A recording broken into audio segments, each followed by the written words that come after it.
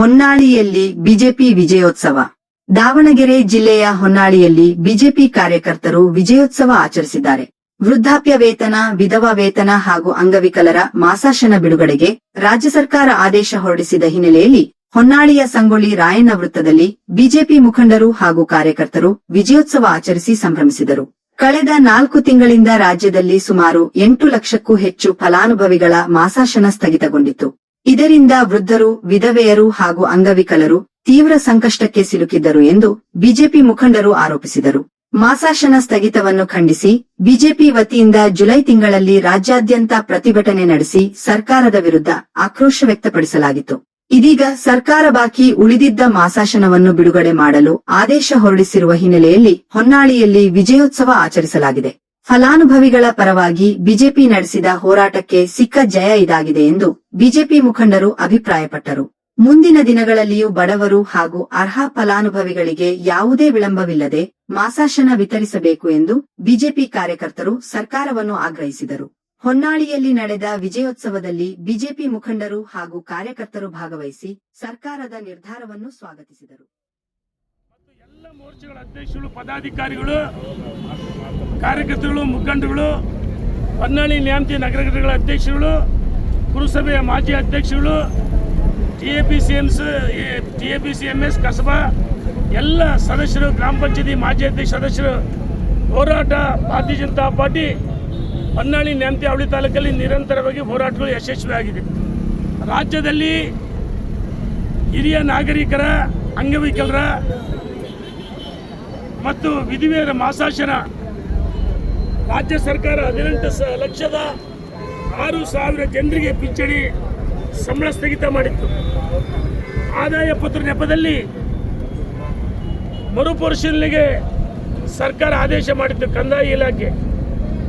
ಹೊನ್ನಾಳಿ ನ್ಯಾಮತಿ ಅವಳಿ ತಾಲೂಕಿನ ಭಾರತೀಯ ಜನತಾ ಪಾರ್ಟಿಯ ಇದನ್ನು ಗಮನಿಸಿ ಹೊನ್ನಾಳಿ ನ್ಯಾಮತಿ ಅವಳಿ ತಾಲೂಕಲ್ಲಿ 166 ಹಳ್ಳಿಗಳಲ್ಲಿ ಮತ್ತು ಹೊನ್ನಾಳಿ ನ್ಯಾಮತಿ 2 ನಗರಗಳಲ್ಲಿ ನಾವೆಲ್ಲರೂ ಪ್ರವಾಸ ಮಾಡಿದ್ವಿ.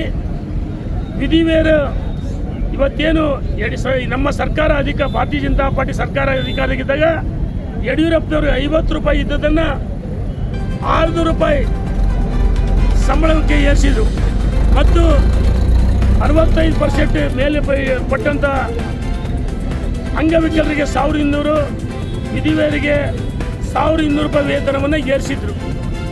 ಆದರೆ ರಾಜ್ಯ ಸರ್ಕಾರ ಕಾಂಗ್ರೆಸ್ ಅಧಿಕಾರಕ್ಕೆ ಬಂದ ಮೇಲೆ ಎಲ್ಲ ಒಂದು ಕಡೆ ಈ ವಿಧಿವೇರ, ಅಂಗವಿಕಲರ, ಹಿರಿಯ ನಾಗರಿಕರ ಮೇಲೆ ಹೊಟ್ಟೆ ಮೇಲೆ ಹೊಡೆಯತಕ್ಕಂಥ ಪ್ರಯತ್ನ ಮಾಡಿದರು ಮತ್ತು ಸರ್ಕಾರಿ ಆದೇಶ ಮಾಡಿ ಎಲ್ಲ ಸ್ಥಗಿತ ಮಾಡಿದರು.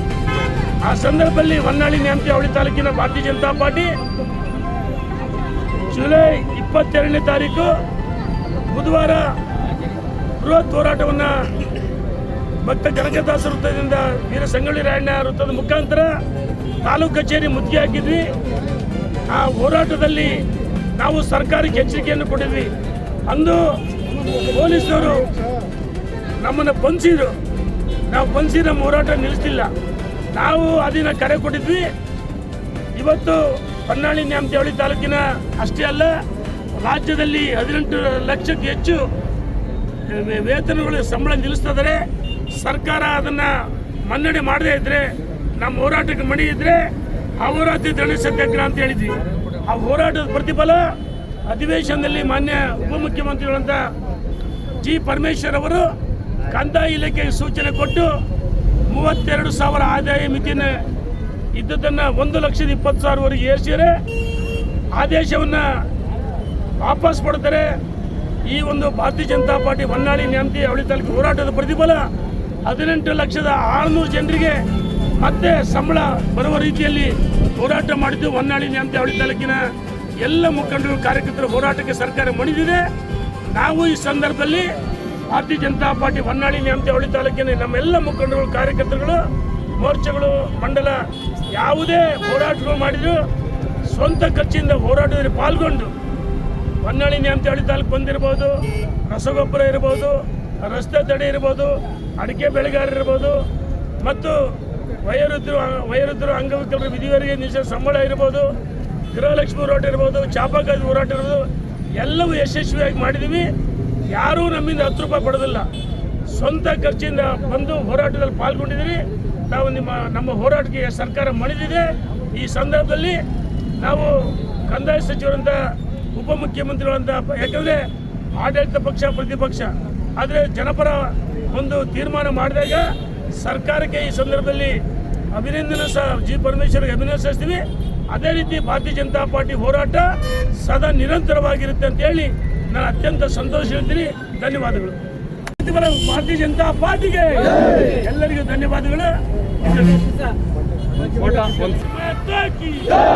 ಭಾರತೀಯ ಜನತಾ ಪಾರ್ಟಿ ಹೋರಾಟಕ್ಕೆ, ಭಾರತೀಯ ಜನತಾ ಪಾರ್ಟಿ ಜನಪರ ಹೋರಾಟಕ್ಕೆ ಧಿಕ್ಕಾರ ಧಿಕ್ಕಾರ. ರೈತ ವಿರೋಧಿ ಕಾಂಗ್ರೆಸ್ ಸರ್ಕಾರಕ್ಕೆ, ಜನ ವಿರೋಧಿ ಕಾಂಗ್ರೆಸ್ ಸರ್ಕಾರಕ್ಕೆ, ಭಾರತೀಯ ಜನತಾ ಪಾರ್ಟಿ ಜನಪರ ಹೋರಾಟಕ್ಕೆ, ಭಾರತೀಯ ಜನತಾ ಪಾರ್ಟಿ ಅಂಗವಿಕಲರ ಹೋರಾಟಕ್ಕೆ, ಭಾರತೀಯ ಜನತಾ ಪಾರ್ಟಿ ಹಿರಿಯ ನಾಗರಿಕರ ಹೋರಾಟಕ್ಕೆ, ಭಾರತೀಯ ಜನತಾ ಪಾರ್ಟಿ ಮಹಿಳೆಯರ ಪರ ಹೋರಾಟಕ್ಕೆ, ಭಾರತೀಯ ಜನತಾ ಪಾರ್ಟಿ ಅಡಿಕೆ ಬೆಳೆಗಾರರ ಹೋರಾಟಕ್ಕೆ ಭಾರತ್ ಮಾತಾ ಕಿ, ಭಾರತ್ ಮಾತಾ ಕಿ. ನರೇಂದ್ರ ಮೋದಿಜಿ ಅವರಿಗೆ, ನರೇಂದ್ರ ಮೋದಿ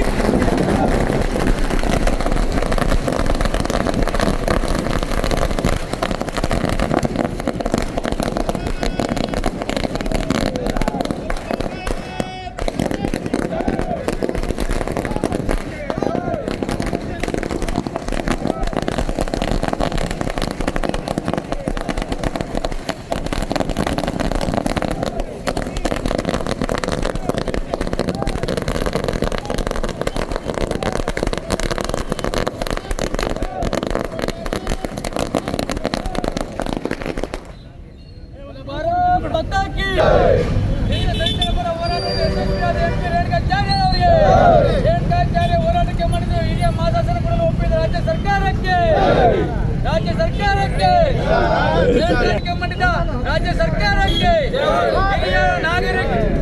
ಹಿರಿಯರಿಗೆ ಮಾಸಾಸನ ಕೊಡಲು ಯಶಸ್ವಿಯಾದ MP ರೇಣುಕಾಚಾರ್ಯ ಅವರಿಗೆ, ರಾಜ್ಯದ ಹಿರಿಯ ನಾಗರಿಕರಿಗೆ ಮಾಸಾಸನ ಕೊಡಲು ಹೋರಾಟ ಮಾಡಿದ ರೇಣುಕಾಚಾರ್ಯ ಅವರಿಗೆ